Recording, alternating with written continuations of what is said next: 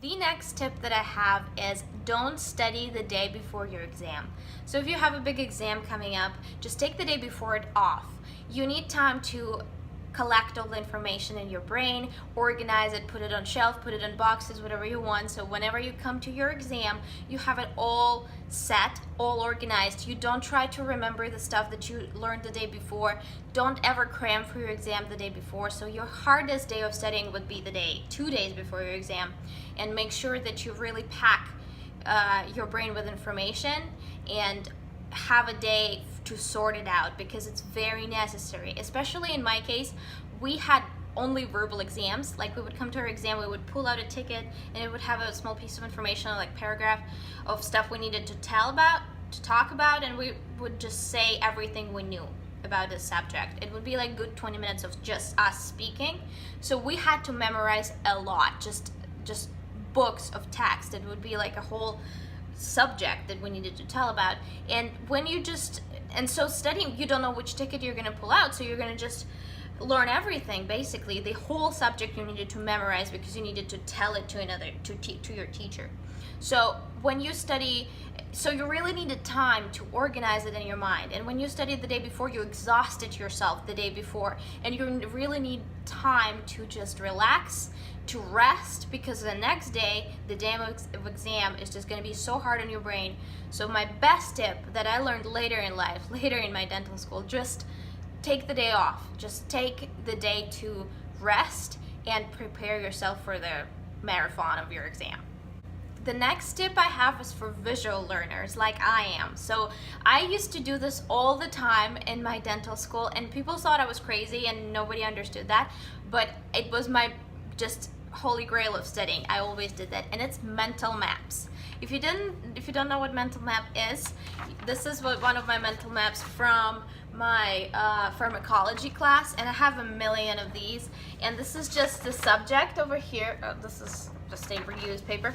There's a subject over here, and it goes into subcategories that when you read a textbook, there's usually like paragraphs, especially in pharmacology and like in medical sciences, there's always subcategories, and they keep dividing. And this is how your mental map works. So this particular one is the sleeping drugs, and they're narcotic and non-narcotic, and then they go into dividing into drugs, and there's a short explanation about it.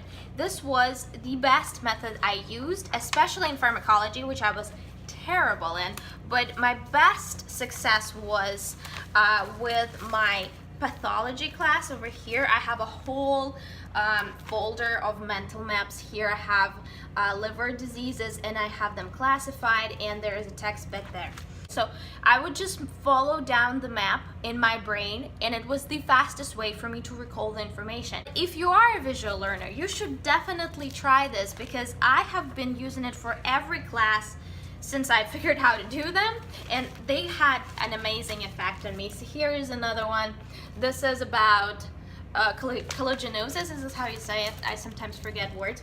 So these are all collagenoses, and there are different classifications over here.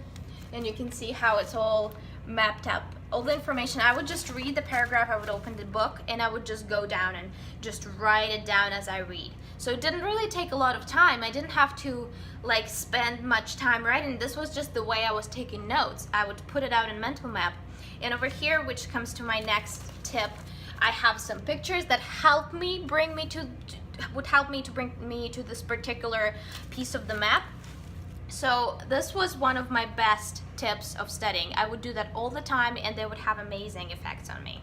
The next tip I have is draw pictures. As you could see here in my mental map, I do have some pictures. There are like some tiny drawings of a heart, liver, and lungs I have here. I would do them all the time, especially in pathology. I don't have them saved, but in pathology, when you look in those glasses, I don't know what you call them in America, and you really have to remember a lot about them, and it's very visual. So I would like draw like every cell would have a different picture, and I would draw how this particular disease would look. Or in anatomy, I have plenty of drawings, and I'm sure everybody makes them, but this was the best way I could remember this. I had like all of the atlases I could find. I had plenty of atlases, and none of them worked as well as your personal drawings.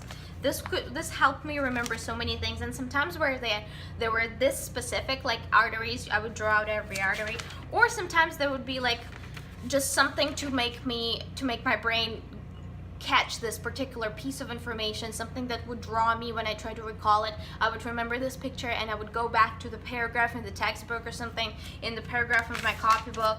Some of them are less specific, like this brain drawing, like this is a spinal cord drawing. Some of them are absolutely like I can't even understand what it was. This is the way of the nerve, of some cranial nerve, and I don't even know which one. But this would just be very simple drawings. But at the time when I was studying, right now I can't understand even what it is, but when I was studying, it was very easy to come back to this picture, and in my mind it made perfect sense, and I would just tell to the teacher, especially in the verbal exam, I would just remember this picture and I would keep talking. This would bring me back to my textbook, and this was also a great help during my exams. Next tip I have is sleep well. So a lot of my classmates would study all night and they would come to the exam without sleeping, and I'm sure everybody says that, like, sleep well, but not many people do. Really, people just cram for the exam the night before, and even though I didn't study well, I would rather study in the subway. I would wake up early and I would just read my stuff in the subway. I would not spend time at night reading it because I knew it wouldn't help. I would read it before I go to sleep, and I would read it in the subway on my way to school. And that's it. Once I passed an exam by just reading everything in the subway. I never studied because I didn't have time. I completely forgot I had an exam, and I just read it in the subway in the morning, and I was done. If I was studying at the night before, I would not pass it. This is my strong belief. Just sleep the night before. Don't study at night. Just don't study at night any time. Make sure you sleep well, because again, this is the time that your brain repeats it all over again, and it helps you to remember. When you don't sleep, your mental abilities are just not as good. Another tip, and this probably is also one of the best tips that I have for studying or exams: don't think, just do. And this is kind of my mental mantra. And when I was so worried about the exams, and we would all stand in front of the room and be worried, like, who's gonna go next, who's gonna go next? Don't think, just do. Just go in and just pass your exam. Or just don't think that you don't want to study, or that you're dreading it, or that you're terrified you're not gonna pass the exam. Just do. Just go open your book and study. This is the best advice for anything in life, really, but in your school, in my dental school, I used it all the time. I always would tell myself, don't think, just do. Just go in. Just open the book. Just do it. Don't be afraid. And I passed everything. I never failed an exam, and I graduated, so I think it worked. I hope you enjoyed my tips. I know that they were a little hectic, and sometimes I forget words, sometimes I don't know words in English, but I'm trying my best, and I hope to go back to dental school here, and I will definitely use them again. So I hope you enjoyed them, and I hope you come back. So have a good day. Bye.